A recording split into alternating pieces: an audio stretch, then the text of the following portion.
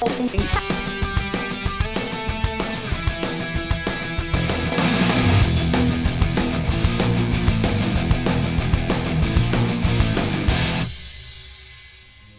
you so much for meeting me here tonight.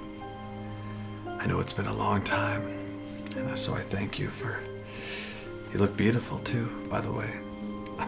You know what? I'm sorry. Let me just cut to the chase while we're here. I miss you. Okay? I miss you. I think about you all the time, and I just miss our late night walks in the bamboo forest, beating up disco ninjas. No, just please. Let me finish. I gotta get this out. Like I said, I miss our late night walks in the bamboo forest, fighting disco ninjas. I miss walking the city rooftops with you late at night. I miss fighting Terminator / Hulk, Spider-Mans, Batmans, and Godzillas with you. Do you remember how we used to beat up nuns on a Sunday morning? You were so good at that. Our late night walks through Chinatown. I miss those jumps of faith that we used to take, not knowing where our feet would land. Oh my gosh. Riding on semis, riding on trains, not knowing where we're going, not having a care in the world.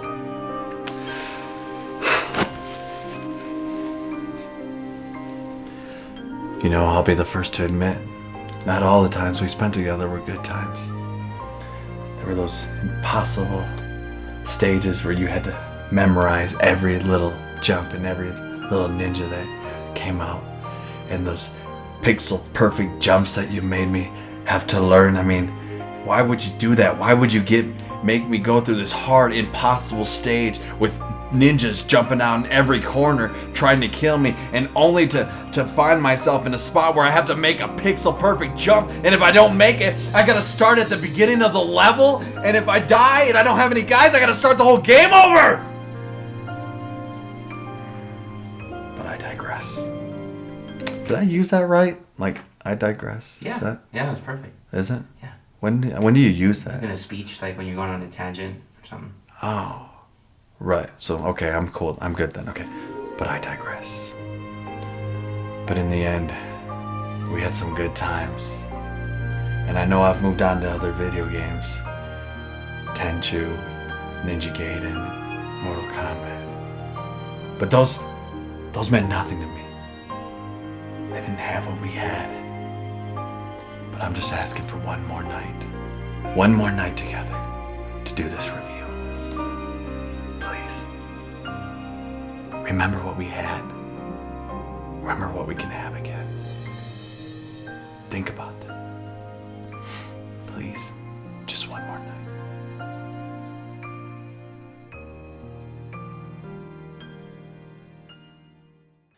Hey guys, Joel Valley from Media Glitch here, man, and I'm happy to be doing this episode right now. This is the Revenge of Shinobi tribute episode. Like, why am I doing this?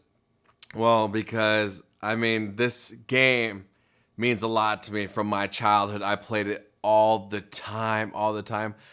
I don't know, I'd go to school, I'd come home, I'd play this game until it was time to go to bed, and I'd go to school, and I'd come home, and I'd play, and that was my routine. And I've always wanted to just do like a little tribute show, so let's get into it. Let's see what Revenge of Shinobi is all about. So Revenge of Shinobi is one of the first titles to come out for this machine, the Sega Genesis. Man, if this machine had lips, I'd kiss it. That's how much I love it. It's such a good machine. Man, it was a stellar title at the time. Graphics were superb. Great gameplay. It's a sequel to this game, which is Shinobi. The arcade version, it came out on Nintendo, came out on Sega, came out on several platforms. After Revenge of Shinobi, it spawned a ton of sequels and spin-offs, but in my opinion, this is the best Shinobi game there is. And people will fight with you, they'll say, no, Shinobi 3 is the best, but I tell you what, no. This is the best. There's a lot of reasons, and let me tell you why. Okay, I'm actually going to start playing this game on the PS3 today, and later you'll know why, because I'm actually going to have to beat this game 5 different times, and I'll explain more once we get there. So this game is famous for being brutally hard. And so what I'm going to do is show you guys a little trick with the Shurikens. You can get an infinite amount of numbers if you just go to it, set it to 0, and you wait. Now, I know this, you guys might be, oh, like he's cheating, but in my defense, okay, I didn't have internet when I was a kid, and I know this is dating me, but we didn't know that that was an option. I didn't find this out till later, so I have completed this game, I don't know how many times, using the number of shurikens that they give you, but for time's sake, and for the fact that I have to play this game 5 times for you guys, I'm going to do it this way, and if you want to moan about it, I don't care. Now, the story of Revenge of Shinobi is simple, okay? This guy right here took your best girl, and you got to get her back, right? Classic, all right? Classic story. Mario, you name it, that's what the story is usually. So the first level they start you off at is the bamboo forest. There's ninjas, there's dogs, there's bombs, and really what you need to do right off the bat is you need to master the double jump. Now, without this double jump, and the timing has to be perfect, without this double jump, you're not going to be able to advance very far in this game. So get it down now so it's like breathing. The other thing you want to look out for is they're called POWs, and this makes you stronger in every which way. It gives you a shield. If it's used right, your sword is more strong, your shuriken's more strong. It's a must if you can, anytime you can find it, and you try to keep it as long as you can. You have 4 ninja magics, that's what I call them. So, and I'm gonna go through these one by one real quick, and I'm just giving you the name. There's names, Japanese names for them, but I'm just gonna give you what I used to call them, okay? The first one I call the lightning. Now that lightning gives you like a shield. So up to so many hits, I'm not sure exactly the number, but when you get hit, if you get hit, you have that on there. You won't lose your POW, you won't lose your any life, so it's a good thing to have. I use it quite often. The other thing I don't use so much, but I do use it sometimes for level bosses, is the fire dragons. It's a bunch of dragons that come out, and they basically go across the screen and they kill everything in its way. The third magic is the ninja shadow, and I'm not exactly sure what it does. I think it makes you jump higher, and maybe you get some more shurikens are released, but I rarely use this magic power. The fourth one I call the kamikaze ninja. So basically your ninja commits suicide, but it kills everything on the screen as well. And you think, why would I use this? Why would I want to lose a guy to use this magic power? Well, let's say you get to the end of the level, you have 1 life bar left, and you're probably not going to make it without getting hit. You could use that and just go through, and you wouldn't have to do the whole level over again. That's just an example. Or if you really want to be powerful and you got a lot of guys that you could spare, go ahead and use it on a level boss, because it takes a lot of their lives. The next level is kind of like this hidden ninja base, and it was really confusing for me. I remember playing it for the first time, but if you realize that you have to go underground, that's really the trick to this stage. And once you do that, you just pretty much have to get to the end of the stage, so you can fight this samurai boss. Now, this samurai boss, he's tricky if you don't have the shurikens, but since we have an infinite amount of shurikens, I'm going to show you how this is done, like with an infinite amount of shurikens. And it's pretty easy, so just see, there, boom, boom, done. That's how it's done, son. Now this next stage is the waterfall level. Now this level is beautiful. I love the graphics, I love the logs that are coming down the waterfall. It's a really pretty stage, but you better have perfected your double jump, or else you're not going to be able to beat this stage. And the timing has to be perfect. It's a tricky stage, but once you get done with it, it'll take you to this night city level is what I call it. Now what I usually do when I get here is I just jump all the way to the top, and I kind of make my way to the right.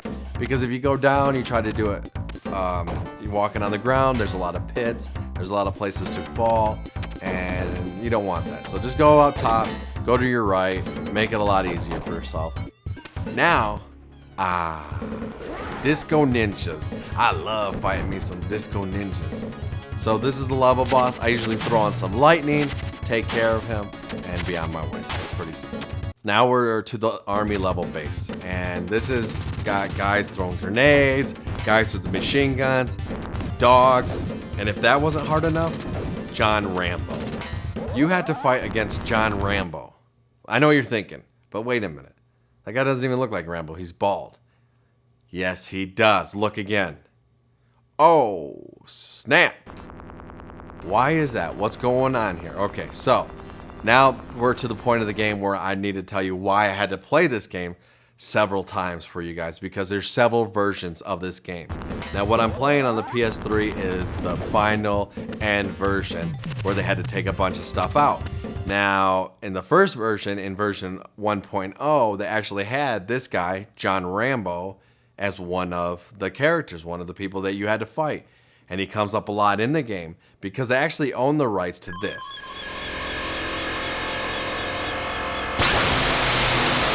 Rambo 3.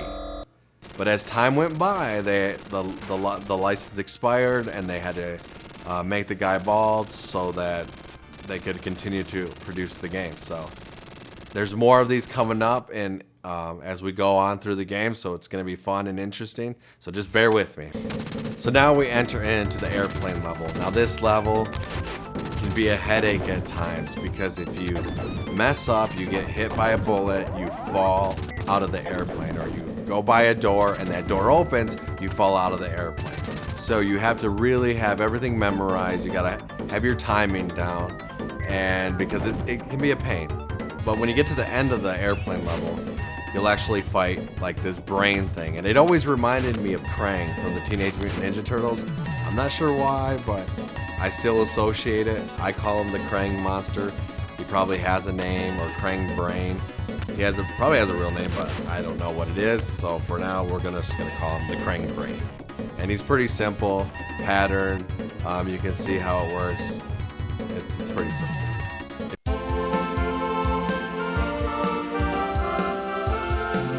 Rise from your grave. This is John from Gamers Anonymous, coming at you in 3 dimensions. So what we have here is Gamers Anonymous, the retro video game store, Albuquerque's best. All right, we sell video games, we sell gachapon Japanese toys, we sell beach towels with Metal Gear faces on them. I mean, the whole gamut. Like this is everything. 2 locations in Albuquerque, New Mexico. You should definitely check us out. We have a Facebook at facebook.com/gamersanonymous and a website, garetro.com. That's .com. We're a .com website. So definitely come check us out. It's really cool. We've got what? Dude. What? What did I tell you before you started filming? That my pectoral muscles were coming along nicely? Right before we started filming. 15 seconds, dude. That's all you get, man. You went way over, dude. It's not cool, man. And neither is that beat. She walked right in front of the camera. Not cool. She walked directly in front of the camera. Did she really? Yeah. She did. Just didn't care. Well, go to Gamers Anonymous anyway. That's the important thing. That's the whole deal. All right, go. Okay. Buy a game. He needs to buy his kid shoes. How many kids you got? Like 4, 5, 6, 9? 7, 9. About 9 at Go. this point. Yeah. Go there, buy a game, and get him some shoes.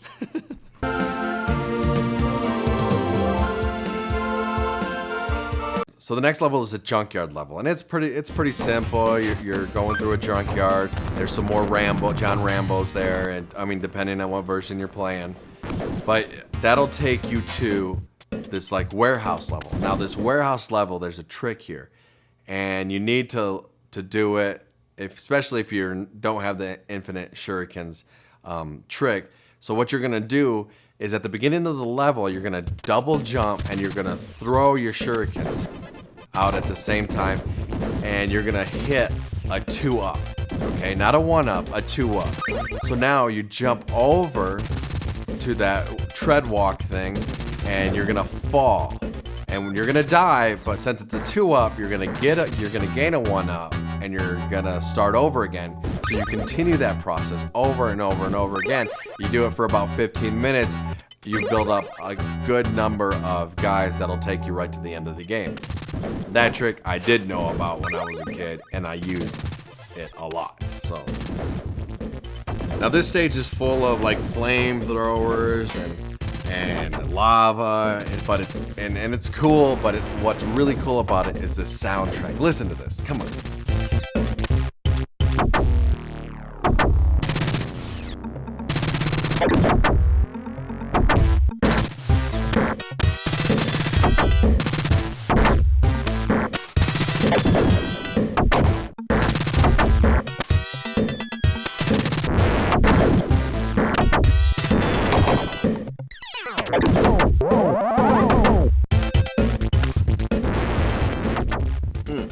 That's good stuff. That's good stuff. By this time, you played enough of the game where you start to realize that basically all these levels have some really great music on it, and that's because it's by a composer named Yusho Koshiro, who also did hits like Streets of Rage 1, 2, and 3.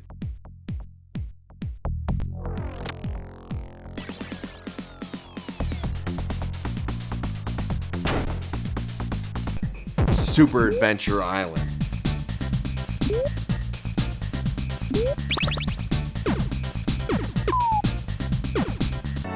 And probably my favorite score of his is ActRaiser 1 and ActRaiser 2.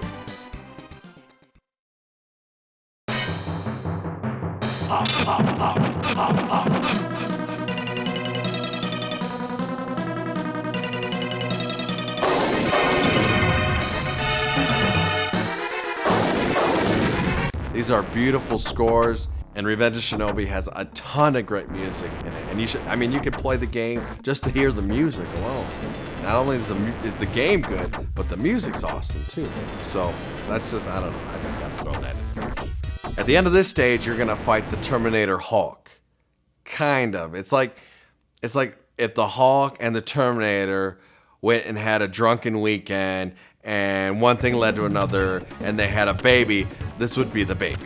So you start off fighting him. He looks like the Terminator, but as you start to beat him, he starts to turn green and green and green, and then he blows up, and then you can see Cyber Systems Model 101 underneath there. So it's pretty cool. Hulk, Terminator, cool boss when you're a kid. So let's move on.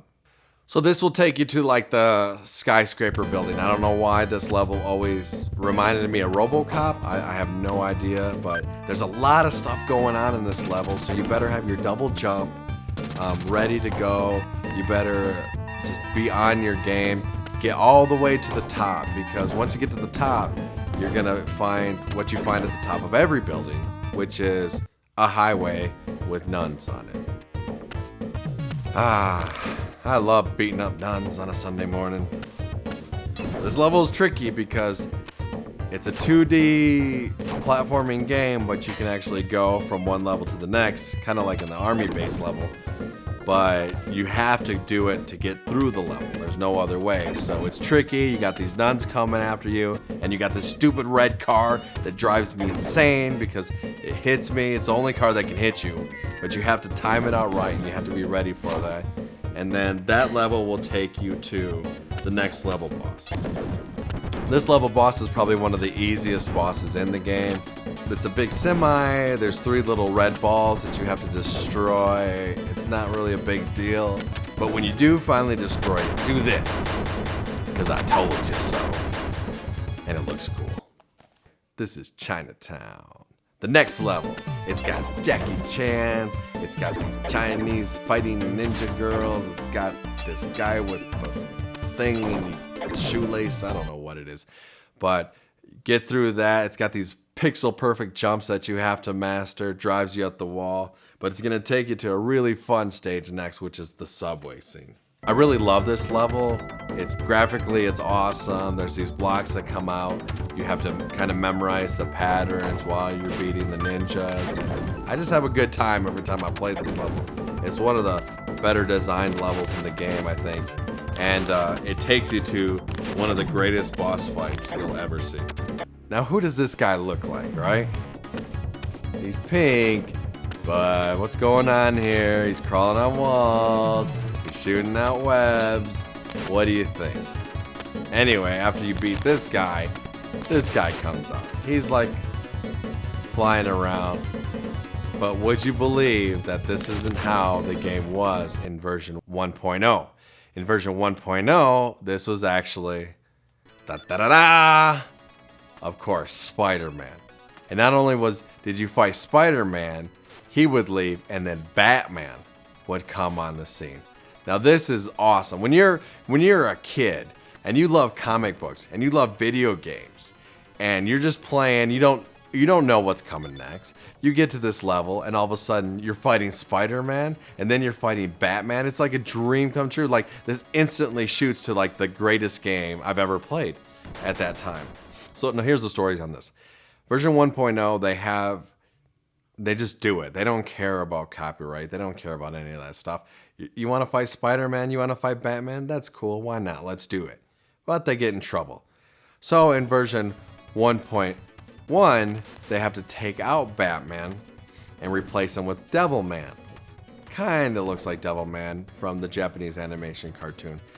But Spider-Man changes as well, but he changes to look even more like Spider-Man. You can see he's got more of the black around the eyes. The color palette is more red and blue. And the reason why they did that is because they actually obtained the rights to Spider-Man during this time because they made this game, The Amazing Spider-Man vs. Kingpin. So now they got the rights to that. And then version 1.2 comes along and they have to take, they're taking stuff of the John Rambo stuff. They're fixing some stuff there.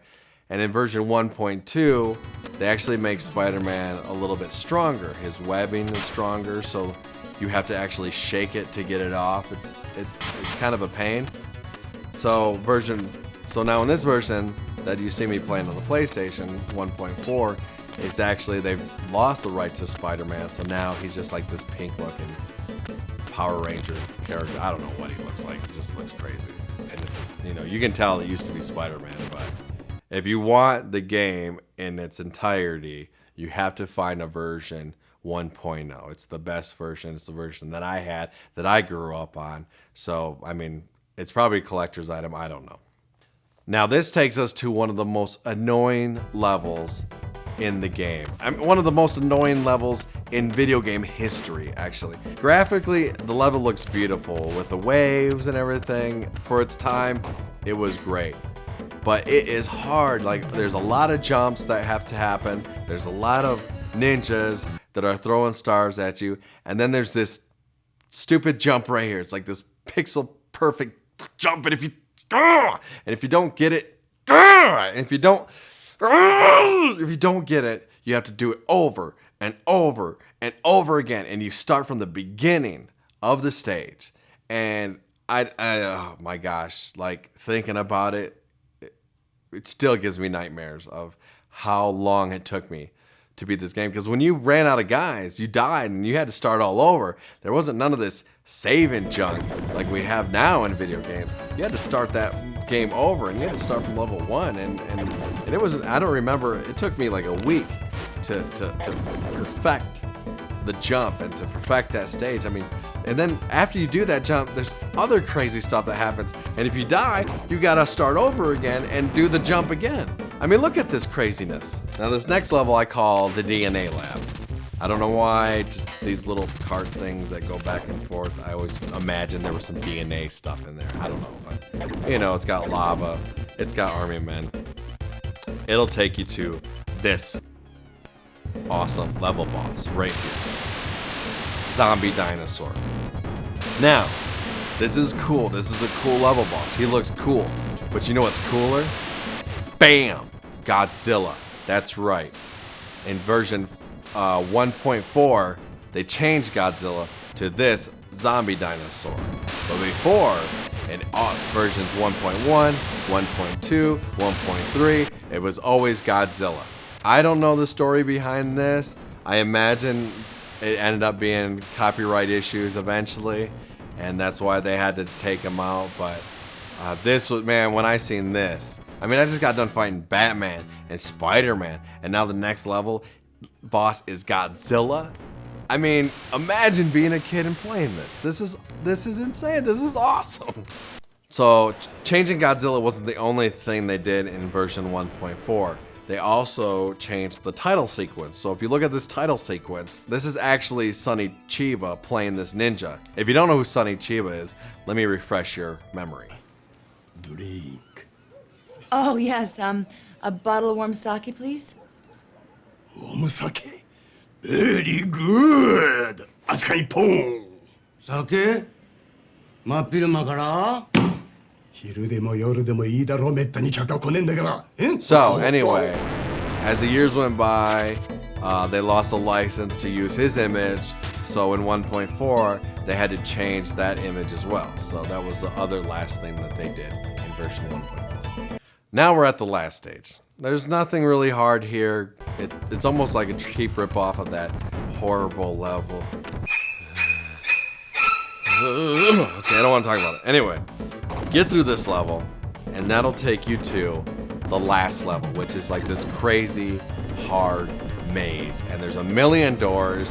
And I remember when I got here, it took me hours of days to get through it, to figure out the pattern. So I'm going to be a good guy, and I'm going to show you the pattern right now.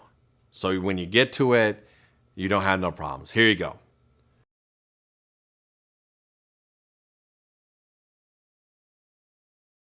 Did you get that? Good. Okay. Now let's go and fight the last boss. So the last boss is like this 80s rocker, heavy metal looking dude who swings his hair around. It can be tough, it can be challenging, but once you get the rhythm down, the patterns down, it's not that bad. Just make sure you're always hitting that little hole there, because that's going to actually stop that block from crushing your girlfriend. Because, I mean, you came all this way, you did these pixel perfect jumps, you went through all these mazes, you got this crazy sore thumb. So why would you want her to die? You don't want her to die, so just, you know, make sure the shuriken goes in that hole and you'll save your girl, and you sit back and you just watch the end.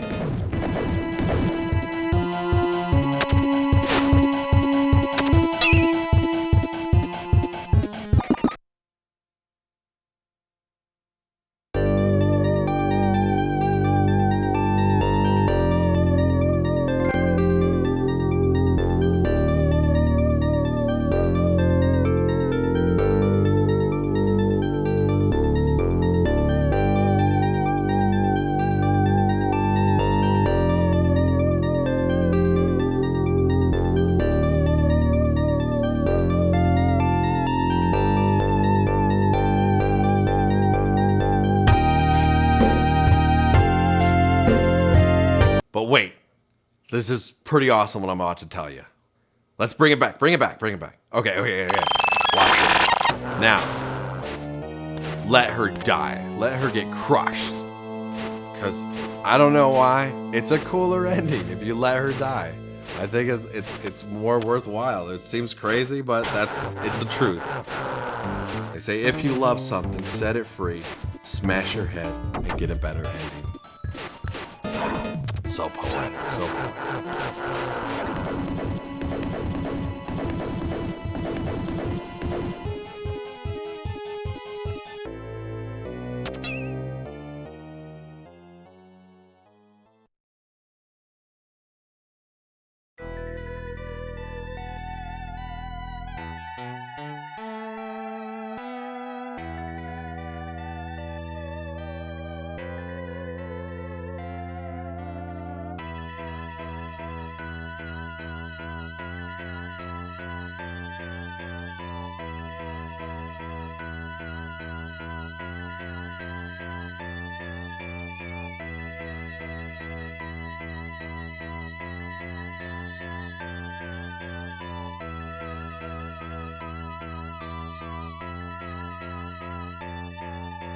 Well, that's pretty much it for the Revenge of Shinobi episode.